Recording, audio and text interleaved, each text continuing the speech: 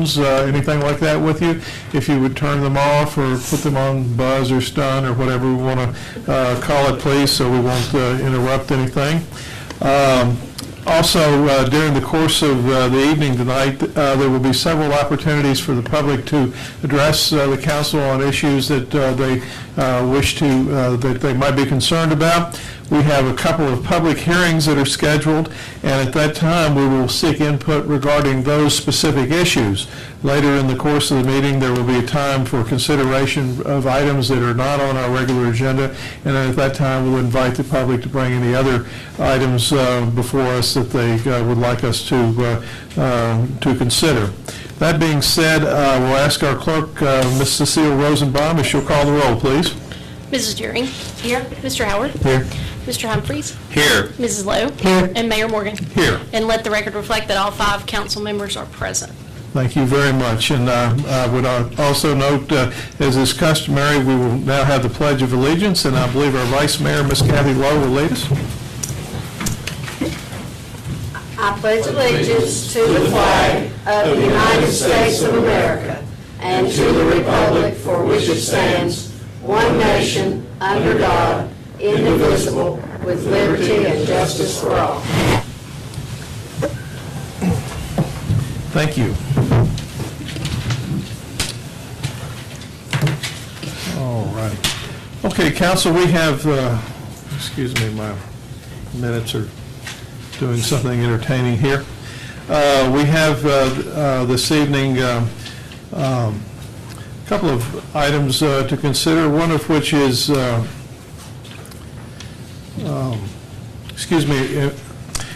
special employee acknowledgments. And Mr. Kelly, our town manager, would you lead us through that, please? Yes, Mr. Mayor. It's always a pleasure to recognize employees of the town of Abingdon for certain achievements that they undertake. And tonight, and I believe one of them is here, but there are 2 employees of the town's tourism office who underwent a 3-year program in getting certified through a marketing program. And we have Miss Tennille Montgomery, and it's been a lot of hard work to go through that program over the course of 3 years. And she did receive her certification, as did Tanya Triplett.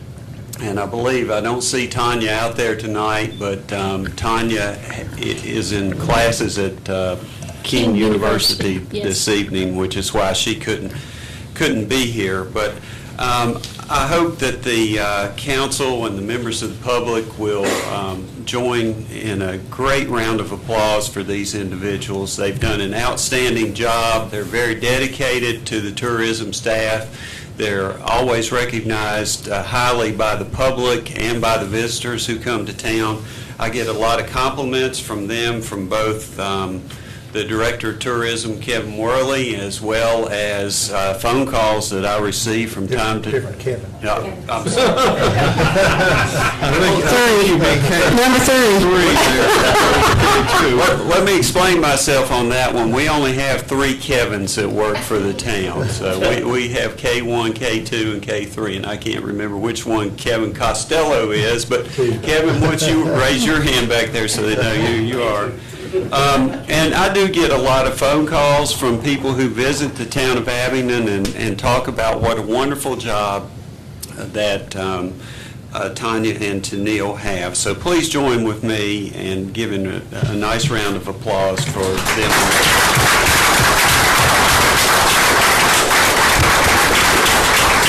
Stand up, Tennille. Yeah. Yeah, absolutely. Let's get over here in front of you guys. All right. Well, you're good. Get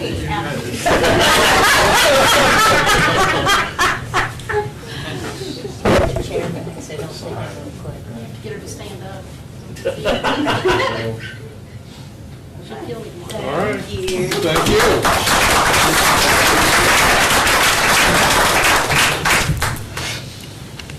I'd like to read what this plaque says, so that the council and members of the public will be aware. It's a diploma from the Southeastern Tourism Society Marketing College, and it's presented to Neil Montgomery, travel marketing professional, for successful completion in the required courses in marketing for travel and tourism.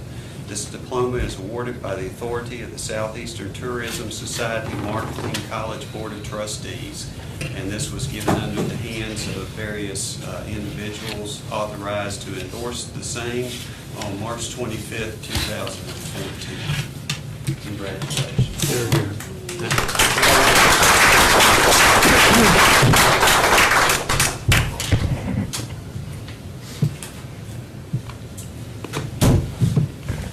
And I presume that Tanya's would read exactly the same way. I would also like to recognize an individual who had quite an accomplishment in the past month, and that is our clerk, Miss Cecile Rosenbaum. I have on my ugly red. So cold. And I would like to point out to those of you out there that Cecile is one of only, I believe, 2 or 3 individuals who has a Master Municipal Clerk certification. She recently obtained that. And on April the 17th of this past year, I had the pleasure of going to Norfolk with her and with the town attorney and the town's legal assistant, Kim Kingsley, and I swore Cecile in as the president of the Virginia Municipal Clerks Association. So let's go.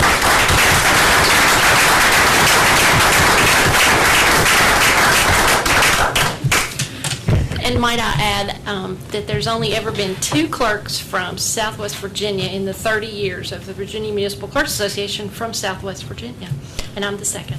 All right. And I was very proud of that, and I talked about Abingdon a lot, they will tell you. Very good. And I was not wearing this ugly on. Well, congratulations, ma'am. Thank you. Mr. Mayor, on to some other presentations. As is customary each year, we award Employees of the Year for, as well as an Outstanding Employee of the Year for the town of Abingdon for the hard work that these individuals do. I will say that they are nominated by the department heads across the town, and then an unbiased and impartial committee is selected to make the determination of who wins the award each year.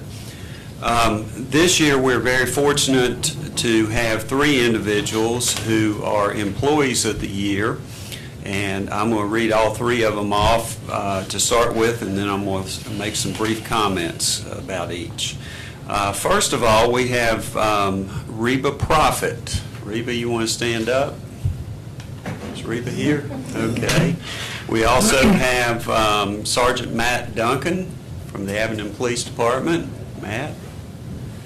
And we have Elmo Warner from the Public Works Department, which I believe Elmo had a commitment and could not be present here tonight. But these individuals are recognized among their peers that work for the town of Abingdon for the hard work that they do. Each one of these employees will have their name placed on a plaque outside the council chambers, and they'll each get a free day off for their hard work for the town of Abingdon. I want to say regarding Reba that she's been with the town for a while, but she is in a relatively new role as the accounts payable, filling the position of Jane Brown, who retired last year. And Reba presents many unique qualities about herself, but she is very deserving of the award.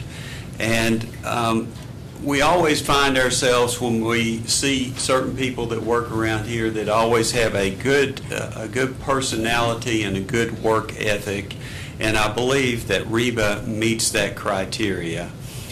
She works in the finance department and has a lot of interaction with all of the other departments as a result of working in that department, and is responsible for making sure that all the invoices are approved by the appropriate department heads, coded with the proper budget codes, and sent out. So, Reba, thank you very much for what you do. Regarding Matt Duncan, Matt is one of the supervisors with the Abingdon Police Department. He's a sergeant. He is top-notch in everything that he does, very professional, very dedicated to the policies and the procedures of both the police department and the laws of the Commonwealth of Virginia. He's one of these individuals who's always willing to try to help out others and give advice to someone who is in need of an answer to a question. He serves the community very well, and he is highly respected by his peers. So congratulations, Sergeant Duncan.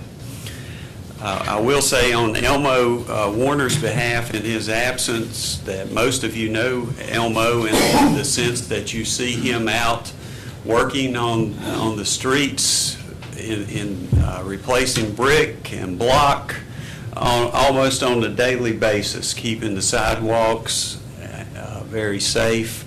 And Elmo is a very hard-working and dedicated individual and always has something good to say about anybody who's passing by or any other town employee that he comes in contact with. So congratulations to Elmo as well. Again, these individuals have their name put on plaque and recognized, and they will each receive a day off for their service to the town and winning this award.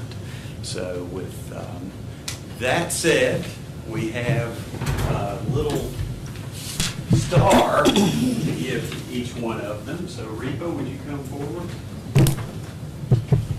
And Matt? And you have photos there. Absolutely. Stand up here and be part of that.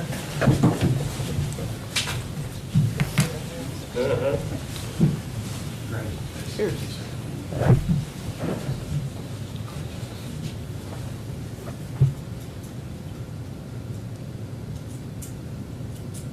Okay. All right. Thanks.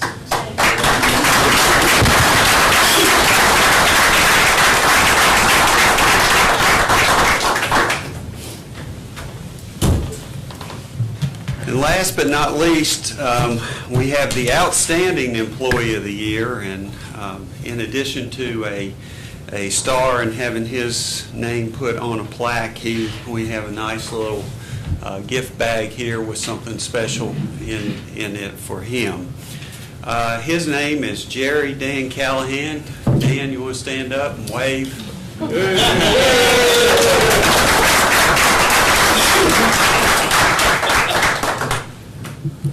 I believe that Dan has been with the town in excess of 35 years. So he's been here and received some longevity awards over the course of time.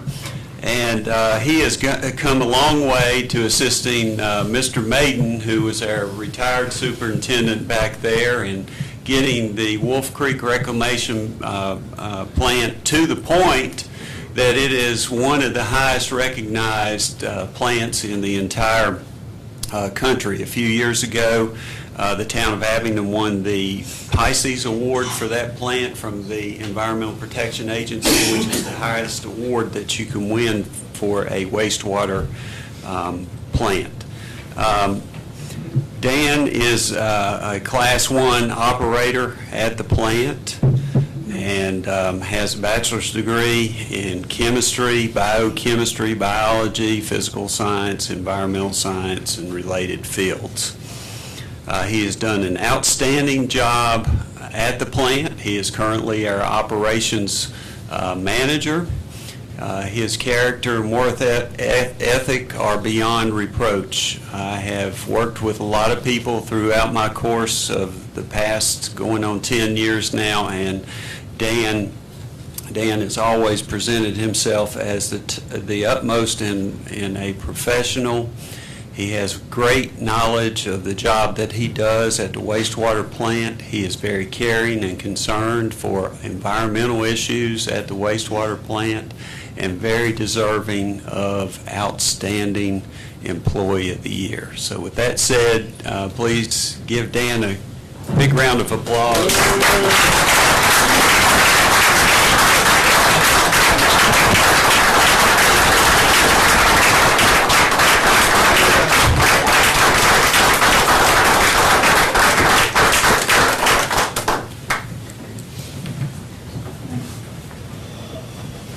You get a bigger star. All right.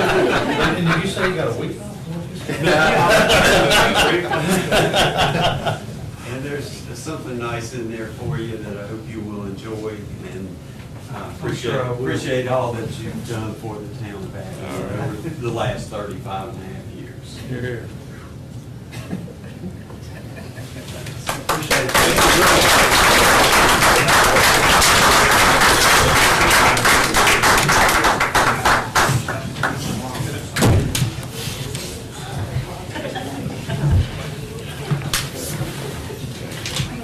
Let's see, Mr. Kelly, have we got any other acknowledgements this evening?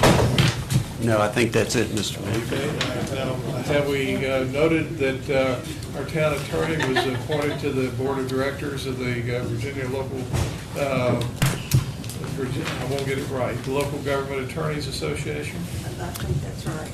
I believe that is correct, and Mr. Mayor, if memory serves me correct from being an attorney myself, that puts you in alignment to move up that chain, and ultimately, probably if Deb stays around with us long enough, which I hope she will be president of that organization one day. Well, it speaks very well of our staff, and we certainly appreciate, first of all, everyone's efforts to further educate themselves and to be as professional as they can, but it also says something about how well respected our staff is across the state and in these positions. And thank you all for serving. We appreciate it very much. All righty, we have a couple of sets of minutes for our consideration this evening. We have the April 7th, 2014 work session meeting, and also the minutes from the April 7th, 2014 regular meeting. Are there any corrections or additions that need to be noted? Hearing none, I'll entertain a motion. Mr. Mayor, I move we approve both sets of minutes as presented. Okay, is there a second? Second. All right, we have a motion and a second to approve both sets of minutes as presented. Ms. Rosenbaum, please. Mrs. Deering. Aye. Mr. Howard. Aye. Mr. Humphries. Aye. Mrs. Lowe. Aye. Mayor Morgan. Aye. Thank you very much. We have, our next item this evening will ultimately include a public hearing, but we have for our consideration a deed of gift by and between Hurt Properties, being the donor, and the town of Abingdon, Virginia, being the donee. Ms. Eisenhower, would you care to walk us through this, please? I will be happy to. Pursuant to the Code of Virginia, 1950, 15.2, 1800, a locality must advertise and hold a public hearing prior to a vote of acceptance of real property, and in this case, a deed of gift for public use. And before we go further with that, I'd like to read a statement. Jan Hurt, where are you? She has come down with allergy-related laryngitis and has prepared a little bit of something to say.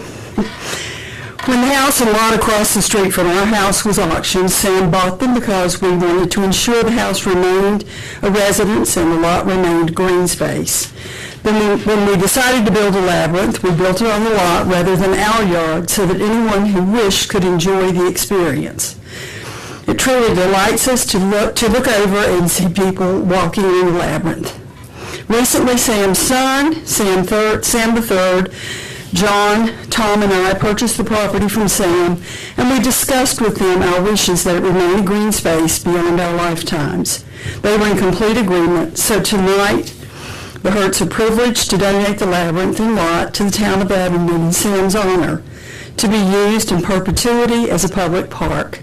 And that's the subject this evening of our public hearing.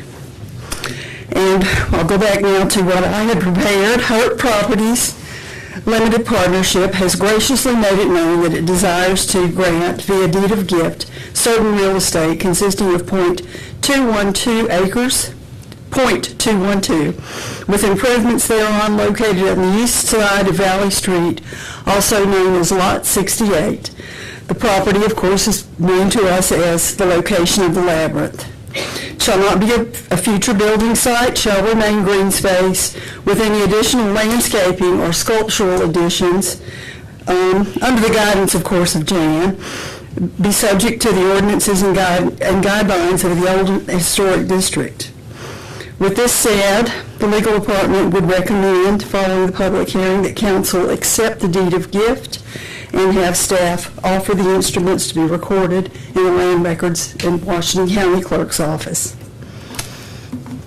Thank you very much. And I'll also make a preliminary thank you to the Hurt family for their act of extreme generosity and kindness. For lack of a better way to put it at this point in time, it's a wonderful gesture, and I think so many people have already enjoyed the Labyrinth, which I believe is based on the Chartres Labyrinth from France, and it's a wonderful addition to our town, and we certainly can't thank you enough. We are required by law, before we accept anything, to actually have a public hearing on the topic. And that being said, I will, again, the issue before us this evening is whether or not we should accept the generous donation from the Hurt family of the property in the Labyrinth to be preserved in perpetuity as a green space on Valley Street in Abingdon. And I will therefore declare the public hearing to be open. And if there is anyone who wishes to address the council regarding this topic, they may come forward at the present time. And I'll ask one more time if there's anyone who wishes to address the council regarding this topic. Yes, sir. Right there would be fine, or here, either one. My name is Russell McBride, and I'm a resident of Damascus. But when I saw that the public hearing was going to be held, I wanted to come and express my views and say that how unique and what a great opportunity you have. This is a great facility, and you're right, it is built on the Chartres Labyrinth. Mm-hmm. And to have this unique of amenity in this beautiful community just adds another whole level of uniqueness to it. It is a great, great space. My wife and I on Easter, with several other people, went and had our Easter service there. And several of us, I think it was about 8 of us, walked it. And we go there on occasion when we can. And so I wholeheartedly support this. I acknowledge the tremendous support and donation from Hertz in doing this. And I fully express all that I can for you to support. Thank you very much, and I want to thank you for coming and speaking to us tonight. We appreciate that as well. Is there anyone else who wishes to address the council regarding this matter? Hearing none other, I will declare the public hearing to be closed. Council, what is your pleasure regarding this matter? Mr. Mayor, I move that we accept this very generous gift from the Hurt family to the town of Abingdon. And is there a second? I second it. We have a motion and a second to accept this very generous gift from the Hurt family. Any further comment? Hearing none, I'll ask our clerk to call the roll, please. Mr. Mayor? Yes. Might I comment, might the motion also include to authorize the town manager? And to authorize the town manager to execute and sign all the documents. Yes, ma'am. Thank you. Thank you very much. We have a motion with a slight modification, and we have a second bit of that modification as well. Any further comment? Hearing none, I will ask our clerk to call the roll, please. Ms. Steering? Aye. Mr. Howard? Aye. Mr. Humphries? Aye. Mrs. Lowe? Aye. Mayor Morgan? Aye. Thank you very much, and you're going to have to come down, both of you. We're going to take your picture here. If you would, please. All right.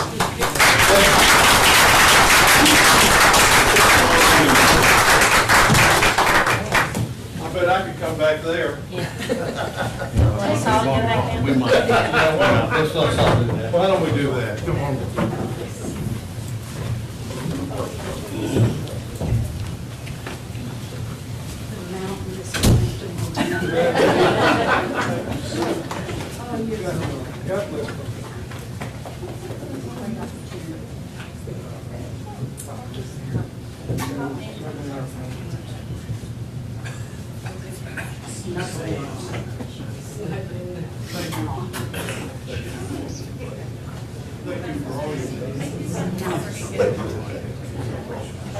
All right, it's our clerk here to take our picture. We'll raise ourselves just a teeny bit better. Okay, you got everybody? Oh, you think so? All right, let me see. That ought to work. You're fine. Yeah, really. Exactly. That's hard to find up here. Remember the audience struck by council. I'm not through. That's right.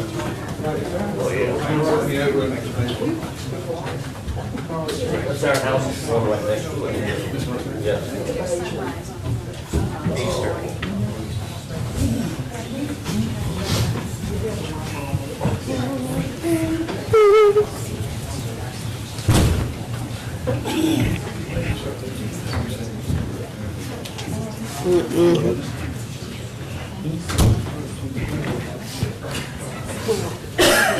Okay.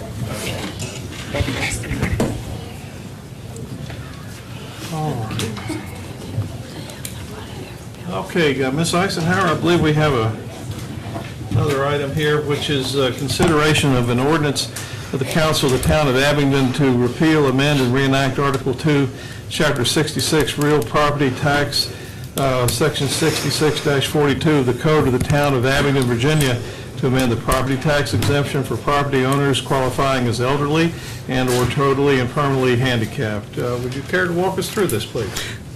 Yes, this is the first reading of this ordinance, which serves to increase and expand the exemption or the abatement amount for qualifying property owners who are elderly or totally and permanently handicapped, and brings it to the same level of abatement observed by the county at this point. The town's tax application has not changed for more than 12 years, and inflation, along with the small amount of cost of living increase realized by this group, has thereby effectively eliminated their exemption in many cases. This abatement, which currently amounts to approximately $5 as is, will likely increase another $2,000 to $3,000 for total effect of this amendment. You sort of lost me there. I need a little bit more explanation, please. Okay, as our ordinance currently stands, we are abating somewhere around $5,000. I think it's slightly less than that for this particularly identified group of people. Should increase another $2,000 to $3,000 upon the passage. You're suggesting that might be the total impact on our town revenues. The total impact could be 7 to 8. Okay, and as I understand it, again, this is being proposed to bring it into line with the same sort of abatement that is offered by the Washington County Board of Supervisors. Exactly. Okay. All right, now, does anybody have any questions of Ms. Eisenhower before I open the public hearing? Okay, thank you very much. Again, we have before us tonight a recommendation that we modify the abatement that is given to individuals who are essentially low income, elderly and so forth, to provide some property tax relief for these individuals. I will therefore declare the public hearing to be open, and if there is anyone who wishes to address the council regarding this matter, they're welcome to come forward at the present time. Again, is there anyone who wishes to address the council regarding this matter? Seeing none, I will declare the public hearing to be closed. Council, what is your pleasure regarding this matter? I'd like to move that we accept to amend the property tax exemption for property owners qualifying as elderly and/or totally and permanently handicapped, And if there's any execution that the town needs to do, that be approved as well. Okay, very good. We have a motion to approve the recommendation to provide the tax relief to the elderly and disabled. Is there any further comment or questions regarding this matter?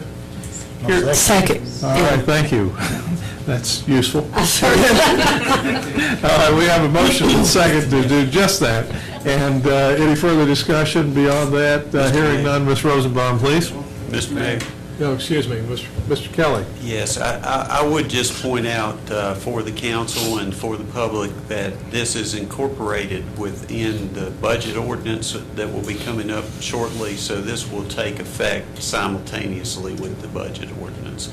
Will be read again next month along with the budget ordinance.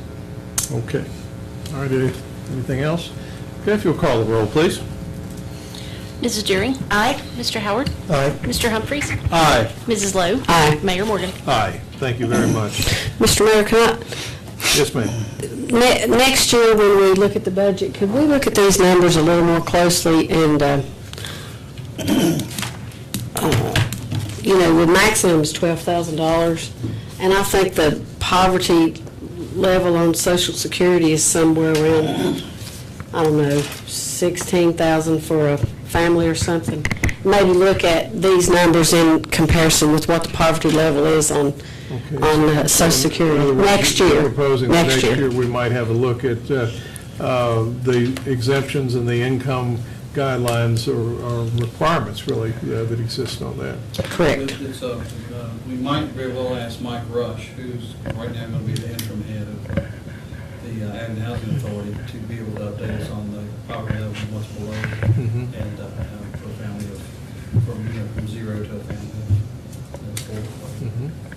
Okay. All right, any other comments on that point? We will plan on doing that.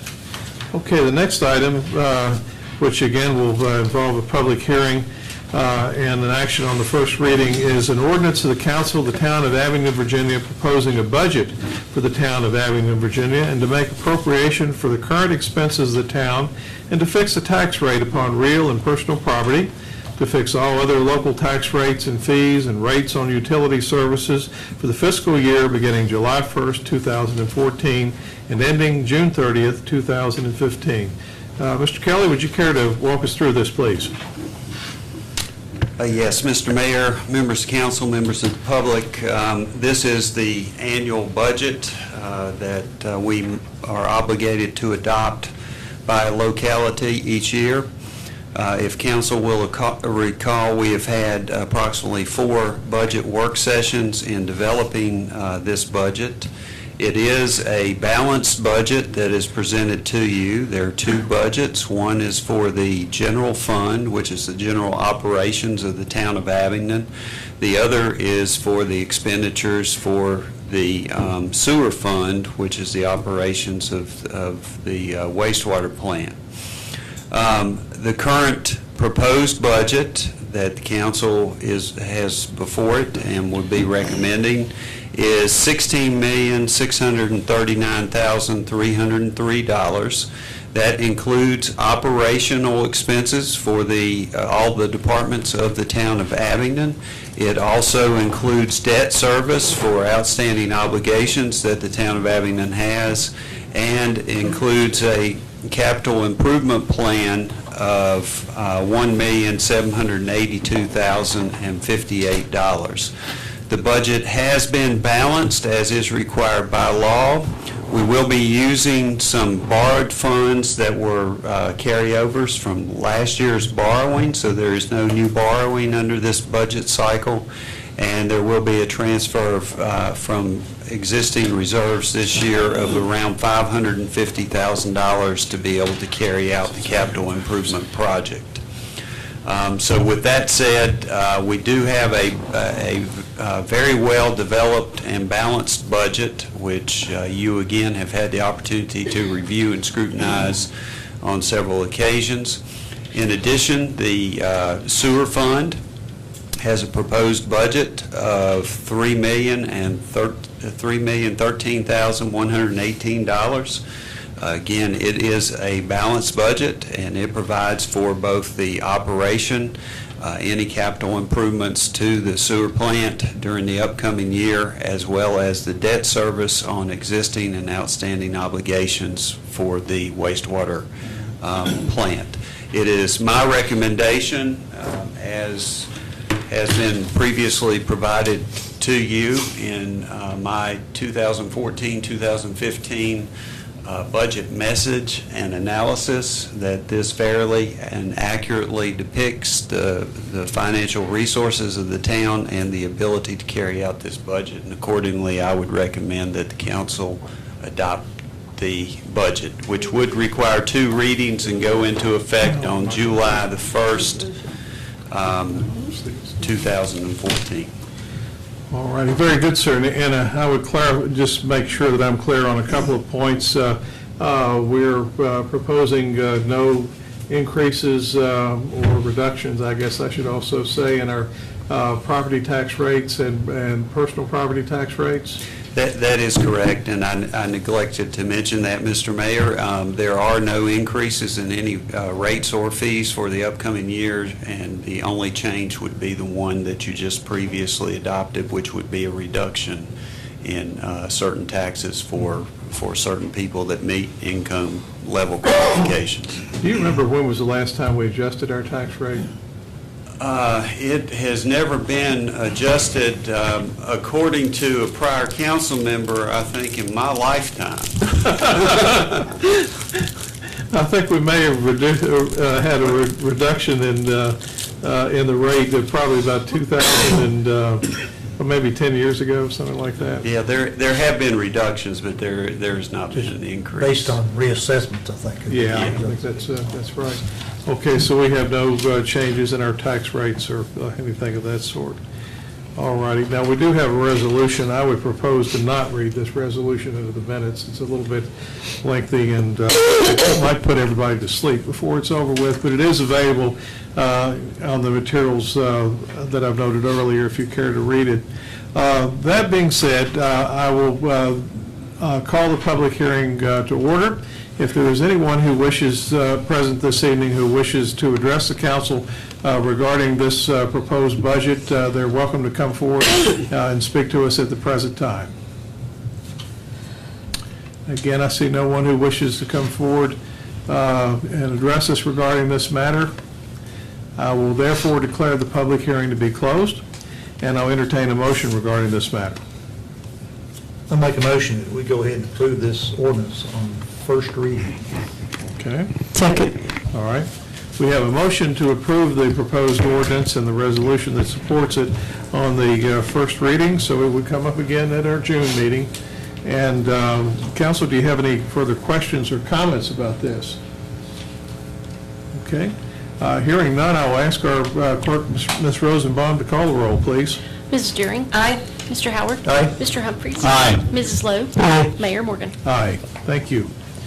And again, I would also compliment our staff for all the hard work, effort that went into developing this budget. It is a major undertaking to do that each year, and we appreciate all the efforts that y'all have made to do this, and it seems to have been a fairly smooth process that we've had this year. We have for our consideration actions on the second reading. First one, that item is a proposed amendment to repeal, amend, and reenact the Town of Abingdon zoning ordinance for the B2 General Business Zoning District, add single-family and multifamily as permitted use by right in such zone as section number 11-1-1 of tax map number 106A 11A, and that is for our consideration. Mr. Jackson, are you back here? Mr. Mayor, members of council, at last month's meeting, we heard this on the first reading. Planning Commission heard this the month before that. The applicant had applied to request single-family and multifamily housing in the B2 General Business District. Planning Commission recommended not multifamily housing, but loft apartment housing and single-family housing. And that was the recommendation to you all last month. I don't believe we had anyone speak in opposition to that at this meeting. I know we didn't at the Planning Commission meeting.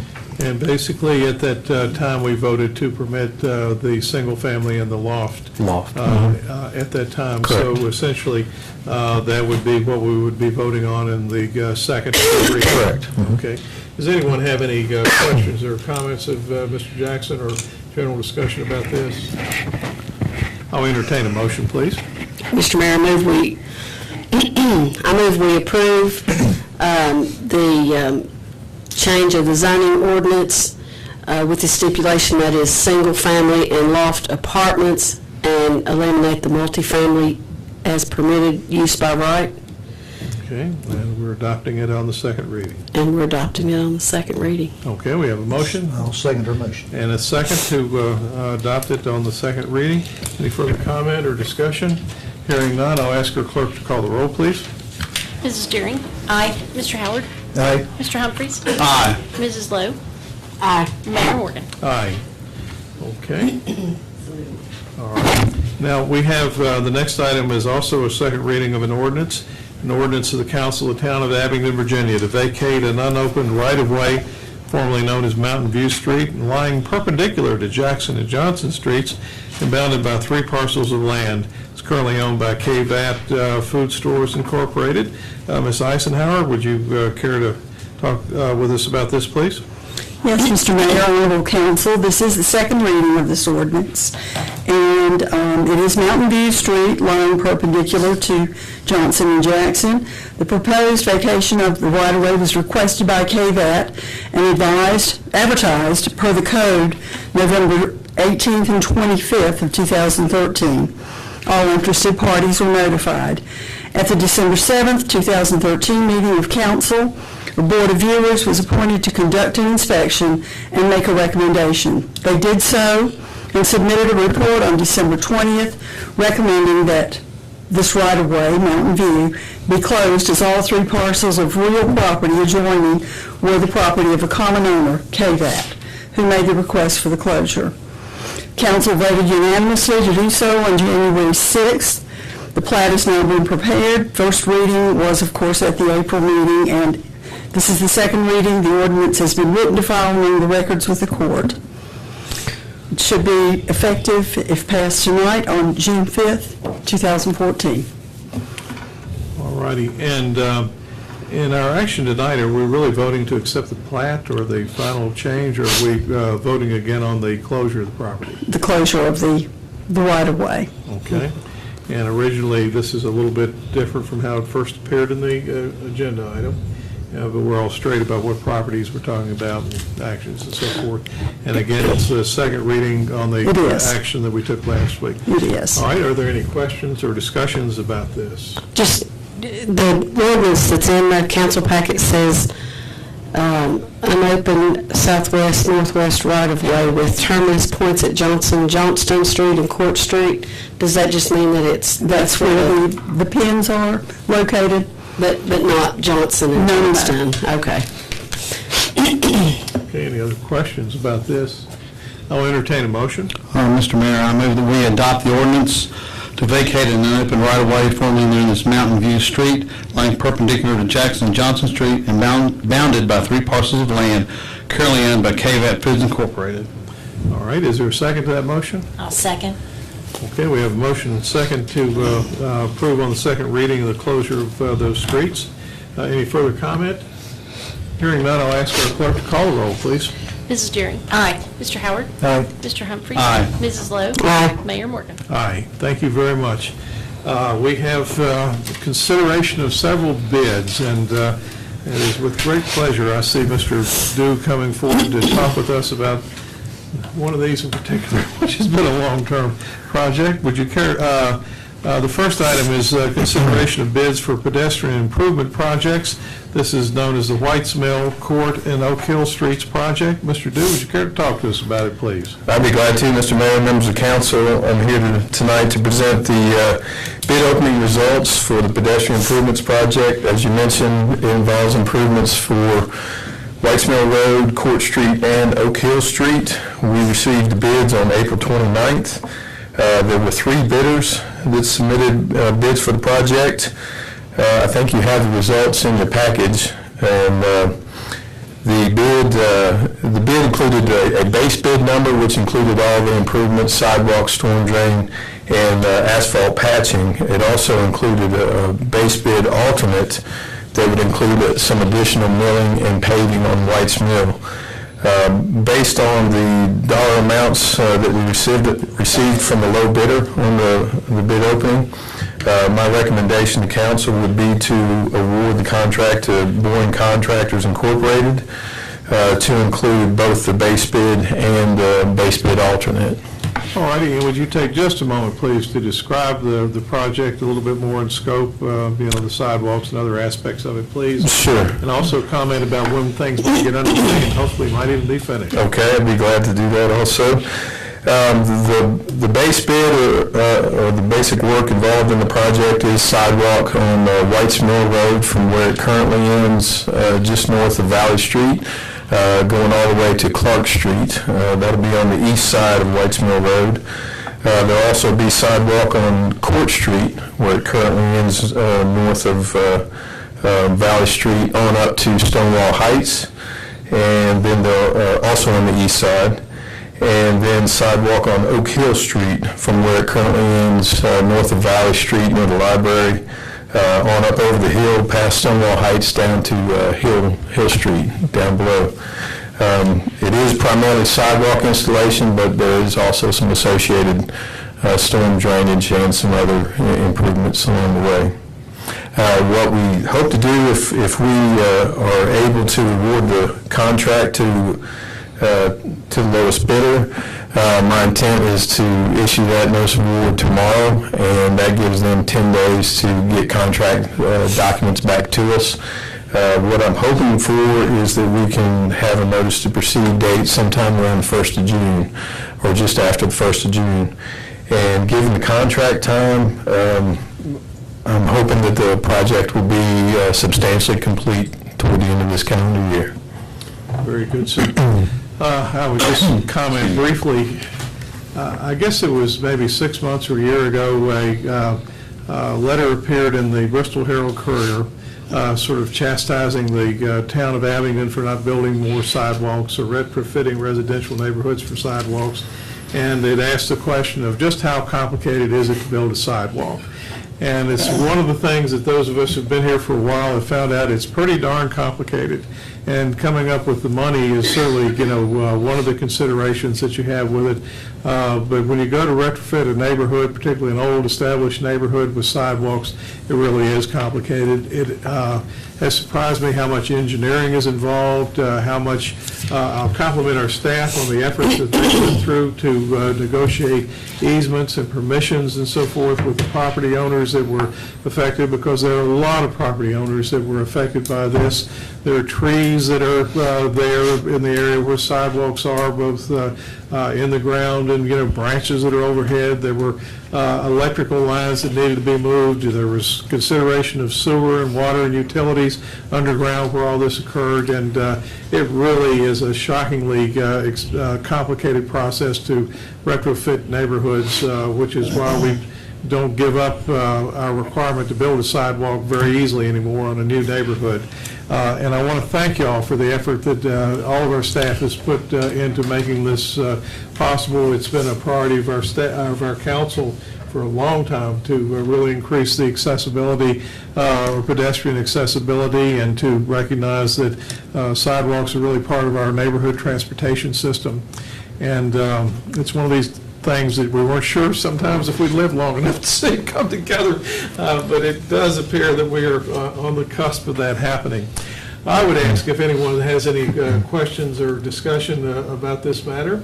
Just as a matter of record, because I've dealt with this the last 6 months, the low bid you feel like is the best bid? You've worked with these contractors before? Yes, they have done work in the town on several other projects as well, so I do feel comfortable recommending them as the lowest and responsible bidder. Thank you. Any other questions?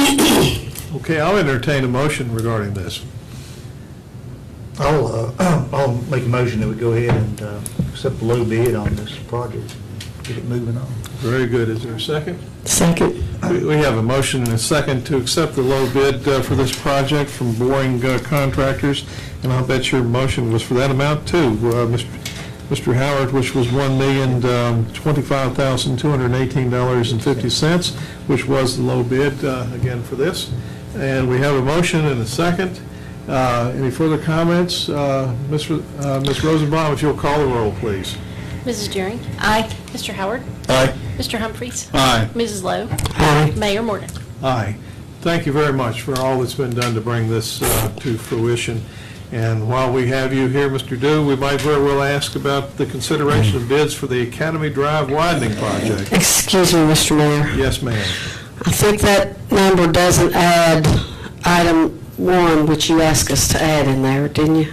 Yes, the $1,025,218.50 does include the... It does include, okay. Yes. Sorry. All righty, that brings us to the Academy, consideration of bids for the Academy Drive widening project. And if you'd care to lead us through this, please. Yes, sir. On May 1st, we received bids for the Academy Drive Street Improvements Project. A brief description of that is the section of Academy Drive from Main Street up to the point where the loop, the William King Loop begins. This project involves widening Academy Drive down near the intersection of Main Street, so it will include both 1 lane ingress and 2 lanes egress from Academy Drive, left turn and right turn. It also involves some sidewalk installations on both sides of this new section of Academy Drive, and also some decorative bollard lighting and some landscaping. We received 5 bids.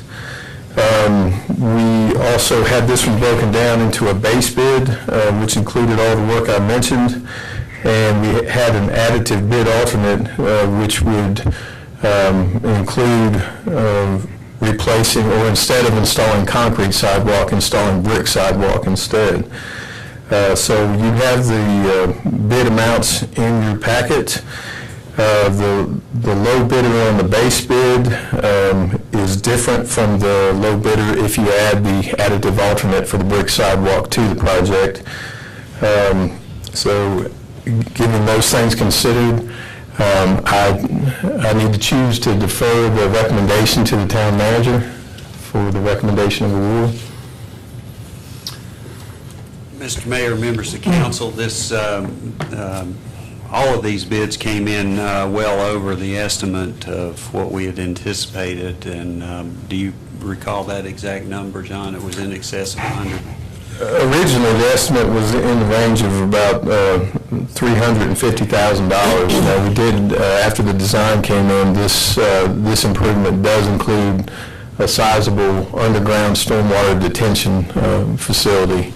And that the bids for that came in anywhere from, I think it was $84,000 to $100,000 just for that item. So it did add significantly to the cost, but it is something we're required to do for the stormwater management for this project.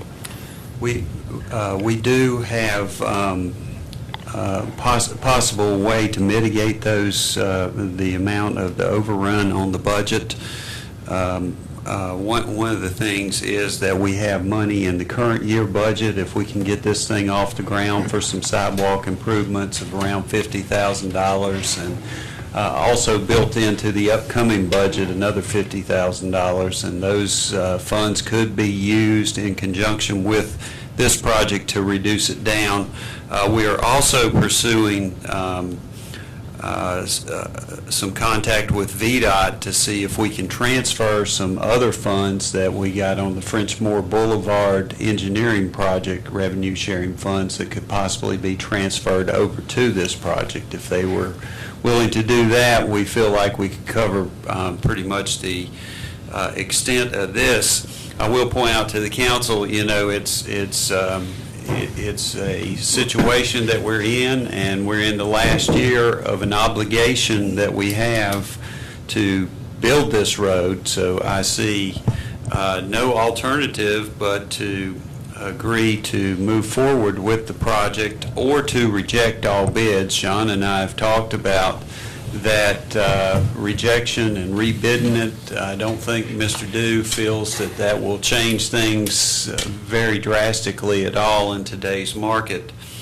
But my inclination is if the council chooses to award this, we will use funds that we have available in the current budget and in the upcoming budget to minimize the amount of the overrun. And it's also my recommendation that that we go ahead with the bid alternate and install the brick sidewalk and award the contract to, I believe is that one boring contractors as well, John? It's boring if you add the alternate. It's King General Contractors just for the base bid.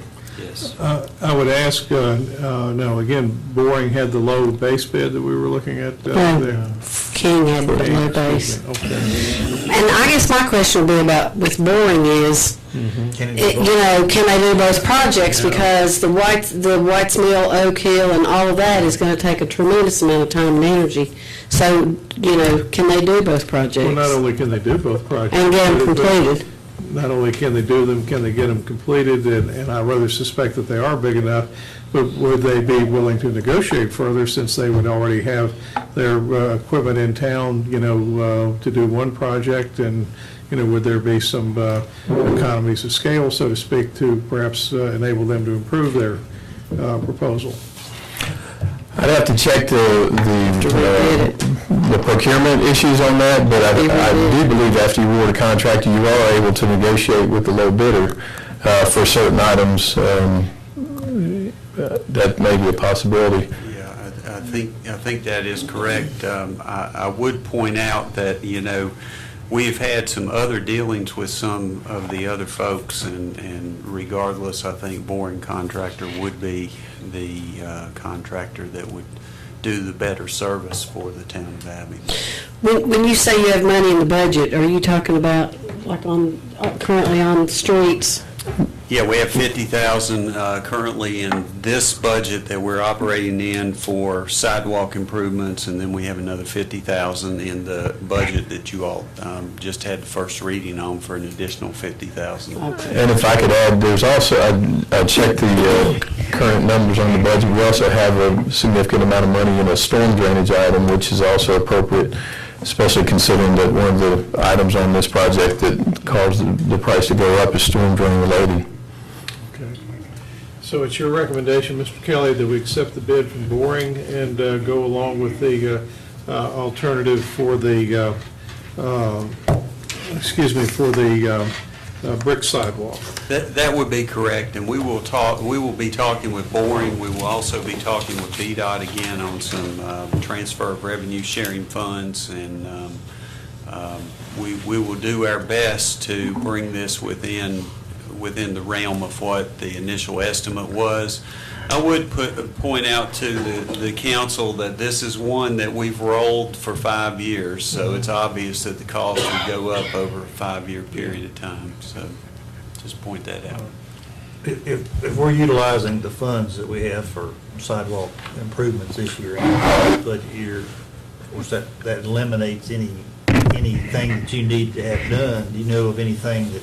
I will say it's actually the item that we were looking at it's a street improvement. It's more general. The sidewalk curb and gutter number 50,000. It's still in there for if you need to do some improvement. Yes, we could still do this and still have the sidewalk curb and gutter money intact for the budget item. All right. Okay, any further questions or discussion about this? What's your pleasure on this, council? Mr. Mayor, I'll move that we accept the low bid with the additive boring construction for the Academy Drive widening project, and authorize our town manager to execute all documents incurred with that. Okay. I'll second the motion. All right, we have a motion and a second to award the contract to boring construction, and also have the additive amount on there as well. And the total amount for that proposed award would be $494,077.50. you are going to check about or maybe possible reductions because they'll already be deployed? That's what we can check after, and make an offer to the contract if I'm not mistaken. But I do want to check procurement to make sure that we do that according to the law. Okay. Any further discussion or comment? Ms. Rosenbaum, if you'll call the roll, please. Mrs. Jerry? Aye. Mr. Howard? Aye. Mr. Humphries? Aye. Mrs. Lowe? Aye. Mayor Morgan? Aye. And Mr. Dew, while we have you, again, assuming that the discussions move forward, what is the anticipated start and finish date on this, please? Similar to the previous project, if we can make the notice of award and swap contract documents, I would look for trying to get a notice to proceed in about the 1st of June. And the contract time on this project is very similar as well, so what I would hope to see is substantial completion sometime around November and December this year. So. Okay. All right, thank you very much. What are you going to do with all your free time next year? Yeah. Well, we'll think of something. All righty. Well, it'll be a novelty, I know that. Okay, we have, under reports from the town manager, we have consideration of bylaws for the Tourism Advisory Committee. Mr. Costello, would you care to come forward and talk to us about that, please? And I think this was a discussion that was continued from the April 7th council meeting. Yes, that's correct. I'm back to seek your consideration of the Tourism Advisory Committee bylaws. I admit I made a mistake. I wasn't prepared last time around. I went back and checked our minutes, and I'll bet you're ready to... I am. You should have in your packet the revised bylaws, and in particular, we're talking about Article 7, Section 5, the attendance of the meetings. That's what has been revised to reflect the consensus of the committee, and so I'm here to seek approval of the bylaws. Do we have any questions, Mr. Costello, or any comments about that? Only just to confirm that Ms. Eisenhower and the company have reviewed the revisions. And All right. Would someone care to make a motion regarding this matter? Go ahead. I wouldn't want to make a motion. I just have one more question. Okay. So, and just to help me out a little bit, if someone fails, if someone misses 3 consecutive meetings, they're considered resigned. Is there any other qualifiers or disqualifiers, and what would those be? Well, the chair it says in here that the chair has their discretion, so I think it would be a conversation amongst the Tourism Advisory Committee. Reach out to that person, let them know that they haven't attended, and give them an opportunity to, vocalize why they hadn't attended, and see if they're still committed to being there. Is that something you're comfortable with, too? I think that's the appropriate way to do it. Mm-hmm. All right. Again, is there a motion regarding this matter? Mr. Mayor, I move that we approve the amended bylaws as presented. Second. We have a motion and second to approve the bylaws as presented. Any further discussion or comment? I'll ask our clerk to call the roll, please. Mrs. Jerry? Aye. Mr. Howard? Aye. Mr. Humphries? Aye. Mrs. Lowe? Aye. Mayor Morgan? Aye. Thank you. And Mr. Costello, while we have you here, I noticed or received an email today regarding the Virgo Award. Would you care to talk to us very briefly about that? The Virginia Association of Convention and Visitors Bureau has an annual award that tourism offices can apply for, and it's called the Virgo Award because the Virginia has something to do with Virginia and Virgo. Anyways, it's really good. I have no idea why they call it Virgo. But we put in for our marketing campaign, our new brand, our new website, our new tourism video, and received in our $1 million budget or below section, so we did receive the Virgo Award for that. And congratulations. Thank you. It speaks very well of the efforts of you and your department, and it is a first-rate program you've put together, and we're very pleased and very proud that we've received that award, and thank you. You're welcome. All right. Thank you. Anybody else there? Okay. All the other Virgos. Right. Okay, thank you, sir. All righty, we have a report from the Sinking Spring Cemetery. Mr. David Winship who is the chairman of that committee, is here to give us the annual report. We sure has had to wait a long time to do this. Yeah. Thank you. Waiting through the whole thing. Early yesterday, or Saturday, yes. Mr. Mayor, members of the council, this report is from the Cemetery Committee, of which I'm serving as chair. The most recent meeting was on Saturday, May 3rd, and the main matters we discussed, the first one involved the mapping of the cemetery. Efforts have been underway through the Historical Society of Washington County for about 30 years, initially with an Eagle Scout project and subsequent efforts from Martha Keyes and Charles Seaver to combine the efforts of what we know about who is in the cemetery with how to find them. Difficulty is that the names in the list that we have of those in the cemetery is not alphabetical, but we know from High on the Windy Hill who is there. The effort is underway to enter this information into a spreadsheet database, and it's partly completed, and hope to be able to complete that with some volunteer help. And then with location issues, we're hoping that with the town's GIS system, we can do an overlay of the maps that exist with the map that we have, so that those who come looking for their ancestors will be able to find them. Mayor Morgan has suggested looking at the already existing software that is out there to maybe expedite the process, and finding the right software to address these already existing cemeteries layouts may be the challenge. But we're underway on trying to help folks find where their ancestors are in the cemeteries. As an update on the memorial wall, the columbarium, and the continued interment options, the committee suggests moving ahead with the concept of a memorial wall as a way for family to have recognition of those buried in the cemetery, also for those whose location is not determined. We suggest also an incorporation of a memorial grove of trees for the potential scattering of cremains, as well as incorporating into the design an allowance for the possibility of a future columbarium. Mr. Kelly plans to get some cost estimates that will be run by the Board of Architectural Review, along with a suggestion of a general location where this wall might be. The committee will have a special meeting within the next couple of months to discuss these cost estimates, design, and how to move forward. The development of a full columbarium doesn't appear to be practical at this time, though in the future the committee does anticipate that there will be a need for one. The cemetery is used by the community beyond its burial purposes in a variety of ways. The Historical Society has tours, particularly at Virginia Highlands Festival time.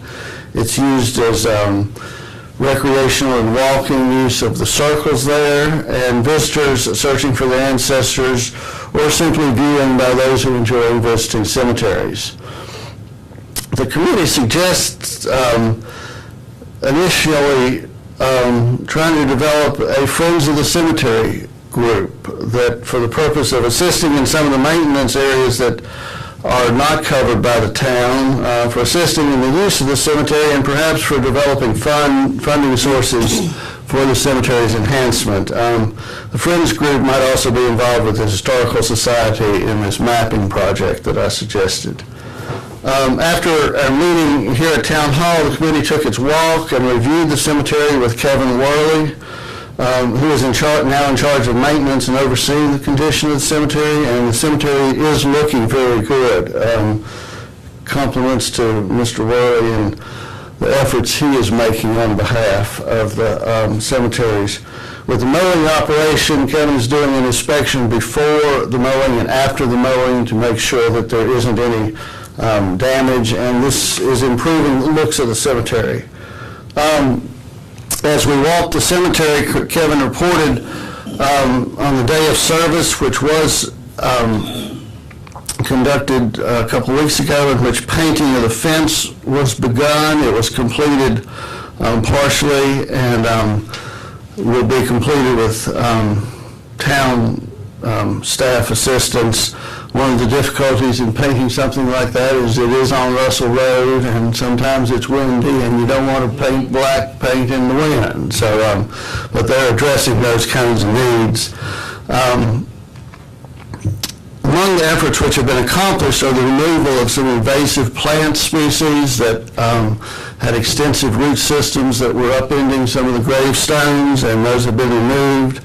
We also have some resident groundhogs that also are upending a variety of graves and gravestones in there, and some have been removed, and we located about 3 or 4 other large groundhog colonies in the graveyard, and so I think they're going to go ahead and do what needs to be done.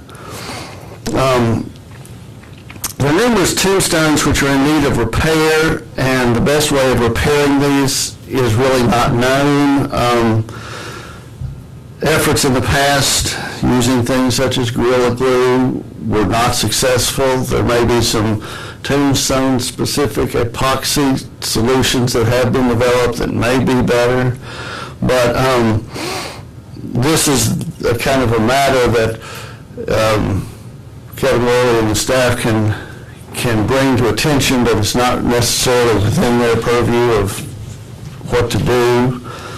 There exists a repair for some of the walls of the family plots, which sometimes the families have sent messages here to the town saying, will you fix the walls around our family plots? And it's not really the place necessarily of the town to do that, but it does need to be done. So coming up with some way of addressing those matters, both the concrete and block of the walls as well as some of the wrought iron fences of some of the more well-known graves of the cemetery are in disrepair and need to be fixed, particularly since there is both local and out-of-town visitors who are going through the cemetery.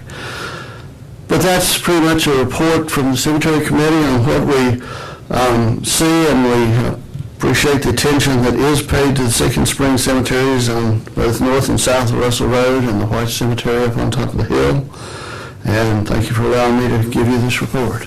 Well, thank you for preparing it and for the, the service of both you and the other committee members. And I would like to reemphasize the work that Mr. Kevin Worley, I believe he would be K1, has actually, what has been accomplished over there. That cemetery looked very good the other day. Looks very good, and I agree with that.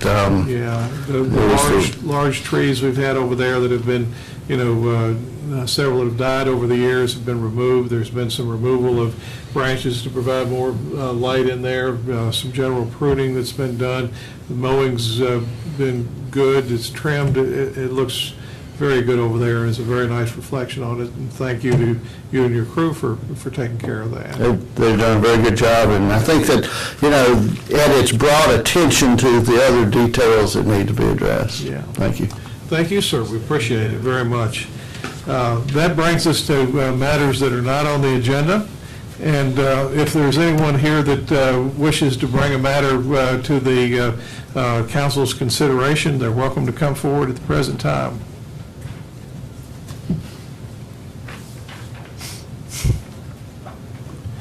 And why don't you folks come forward here, and if you will, just identify yourselves for the record. I'm Susan Coleman, and I own Easterly Coleman on Court. Okay. And I've been here before. I'm Elaine Everest. I own Persnickety on Court Street. All right. And the reason we're here is because we understand that there is some question as to whether or not we can avoid having the inflatable rides on Court Street this year for the Plum Valley Festival. I was rather hoping that we could get something established so that we don't really have to be concerned about it. Well, how about we ask our town manager if they have anything to be concerned about?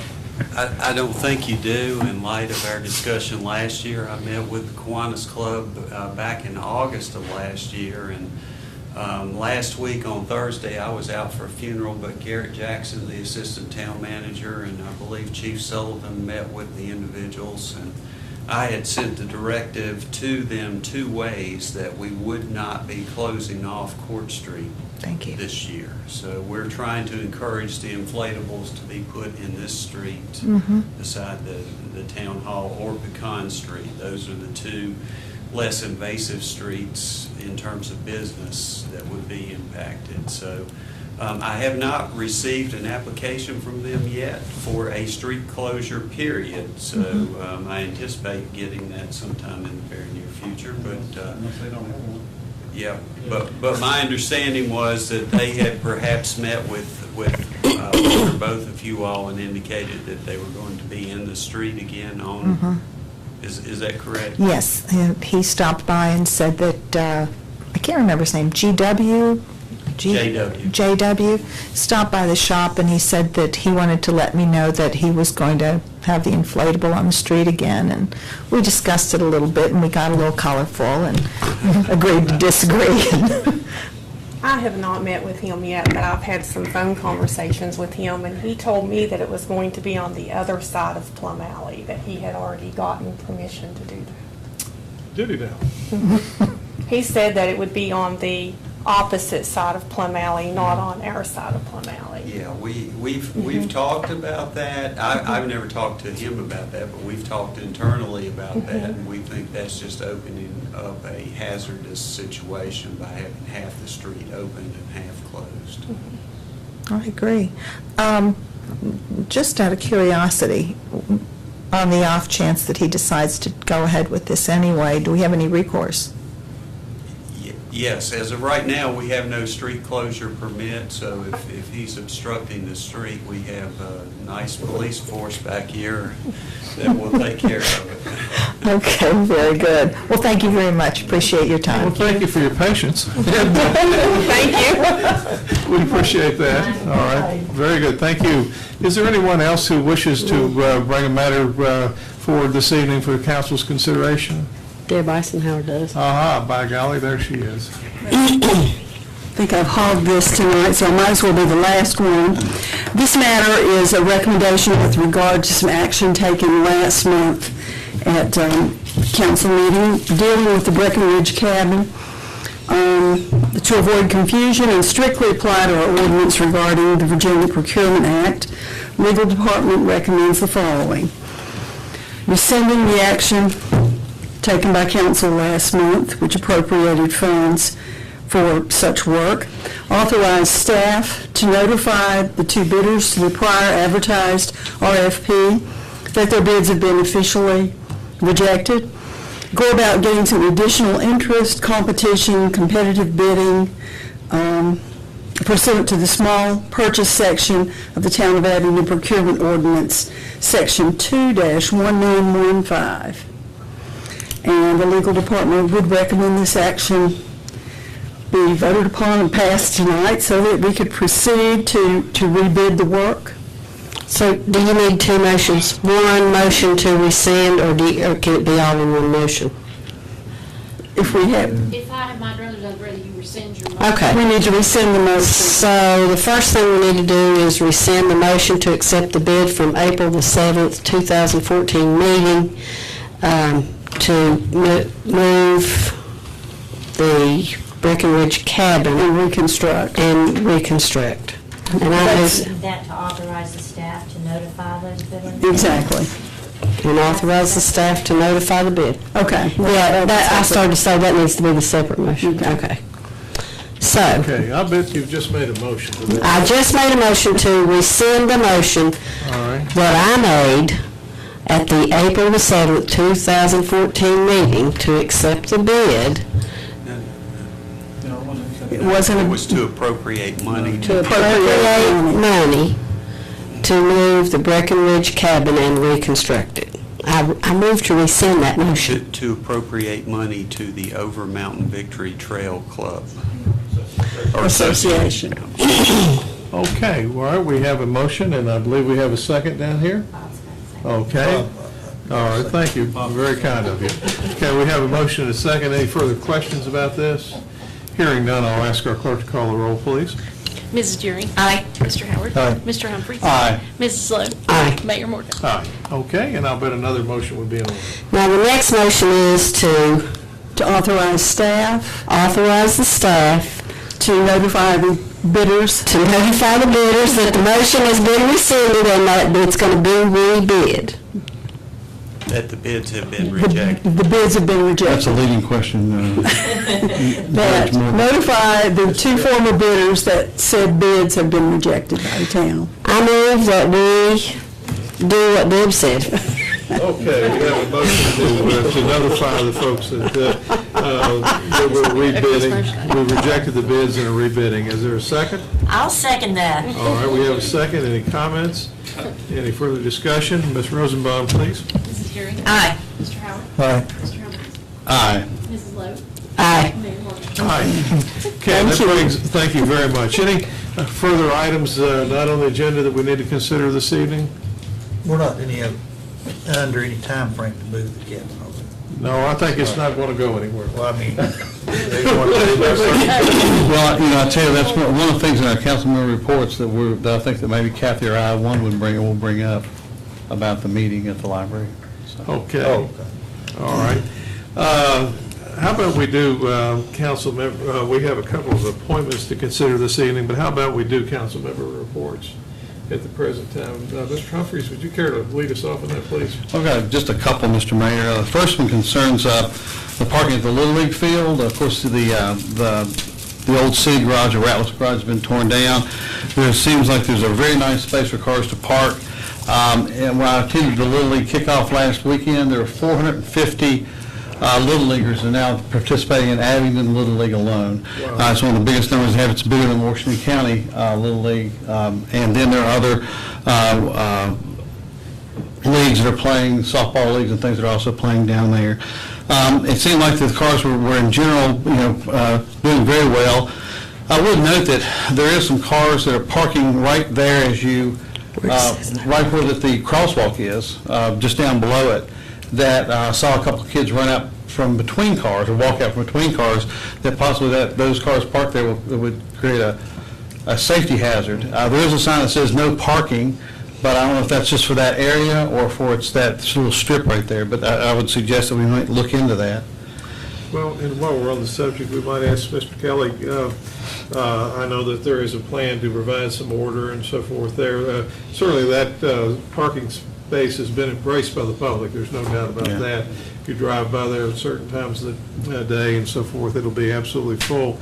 But I know there are plans to do some work over there. Do you have a time frame in mind on that? Well, we budgeted some money in the upcoming budget to do it. In the meantime, I was informed by John today that there's already been some clearing in the last few days of the brushy area over there. So we're already in the process of working in-house on certain things, but the actual street reconfiguration and the full build-out will probably take place later on this summer. But to help with what you pointed out, Mr. Humphries, we're contemplating putting a fence with some landscaping across the front of the property that would require everybody to be channeled down to the crosswalk area, and then we'll build a bigger, in light of what you're saying, we'll build a bigger buffer area to where that there'll be adequate sight distance as people are coming out of there. One of the problems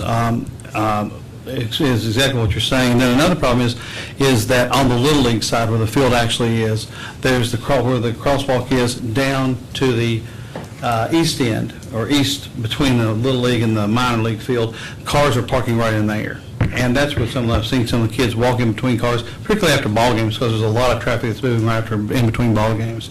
So there is a no parking sign in there, maybe just a friendly reminder, a little public service announcement on the radio would keep people from, I'm talking about the Little League radio, would maybe preempt that. Okay, that's my first thing. And I will have to say, I drove by there, and somebody was parked in the no parking zone, and he opened the door, and I almost hit his door. So they are parking there. Okay. And then the second thing is I want, once again, from Kevin Worley to John Dew to Cecile and Kim and all the people, Deb, Greg, that did the opening for the trestle, that did the program for the trestle number 7. You did a wonderful job. It was just well received by the community and the people there. It was just, and it was on the ABC Kingsport News that evening, and I watched it on the news that evening, and it was just a wonderful time. It was great to have the trestle back open.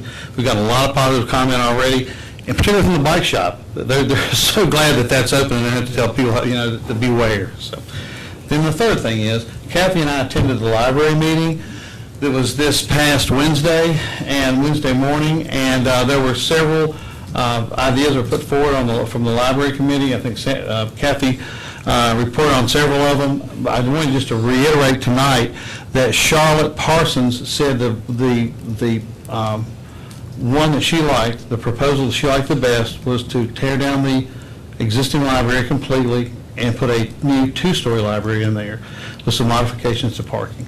And that's the one that she really supported. It was overwhelming that people who participated in the surveys and the public that came to the meetings said they wanted it left there. So, and that's all I have. Very good, sir. Thank you. Vice Mayor Lowe. No, sir, I believe I'll just pass tonight. All right. Mr. Howard? Election is tomorrow. What? Oh, right.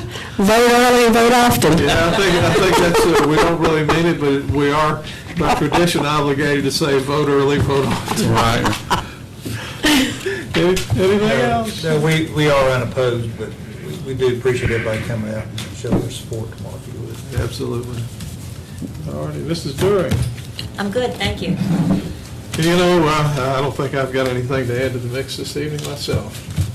Okay, Mr. Kelly, anything you want to throw in? Nothing further at this time. Okay, we have 2 appointments, one of which is pretty straightforward, is for the Tourism Advisory Board. The appointment of Donna Price, who is eligible for reappointment to a second term. Would somebody care to make a motion regarding that? Mr. Mayor? Yes, I think there's also, if you want to look in that packet that we received, Martha Keys should also be up for appointment this time also, I think. I might be wrong, but I think she is. If you don't mind, can we confirm that at the next June meeting? Oh, sure, sure. I mean, I just thought, because both of them looked like they were expired the same day. Well, they weren't expired, but the positions were. All right. So again, we have I think we had a motion to reappoint Ms. Price to the Tourism Advisory Commission. I second that. Okay, and somebody made the motion. I made the motion. Okay. Any discussion? Hearing none, if our clerk will call the roll, please. Mrs. Deering? Aye. Mr. Howard? Aye. Mr. Humphries? Aye. Mrs. Lowe? Aye. Mayor Morgan? Aye. Okay, and that we have an appointment to the Abingdon Redevelopment and Housing Authority Board. And as I understand it, this would be an appointment to fill the unexpired term of Dr. Mike Rush, who has resigned his seat on the board. I believe I would be correct in saying to serve as the interim chairman of that particular commission. Council, what's your pleasure regarding this appointment? Do you care to act on it this evening? Do you? Mayor Morgan, I'd like to table that if we could until we talk to Mike Rush, the incoming director, Okay. or the interim director, excuse me, and see if they might have some suggestions internally. All right, and I'll bet you we could table that with the best of them here. Absolutely. All right. Does anybody else have anything this evening that we need to address? I want to thank everybody for coming here and patiently participating in the sausage making, and we will look forward to seeing you at our June meeting. Election. Well, again, we will look forward to seeing you folks tomorrow at the polls for the election. A couple of events that I would note, in addition to the election, there is the Crooked Road Youth event that's coming up at Hartwood on the 8th. There's several things happening there right along. Trail Days in Damascus is the 16th through the 18th of May. Opening performance of Educating Rita at Barter Theater Stage 2, May 17th. Lots of other things going on at Hartwood. And May the 23rd through the 24th is the Richard Lee Songwriters Festival at Virginia Highlands Community College. Backcountry cooking at the Muster Grounds on the 24th. Plum Alley Day. Hopefully we'll come together on the 24th of May. Opening performance of the Wizard of Oz at Barter, main stage, May the 25th. And the Thursday Jams concert series with the Dukes will be at the Abingdon Market Pavilion on Thursday, May the 29th, starting at 7 p.m. We look forward to seeing you then. Thank you very much. We are adjourned.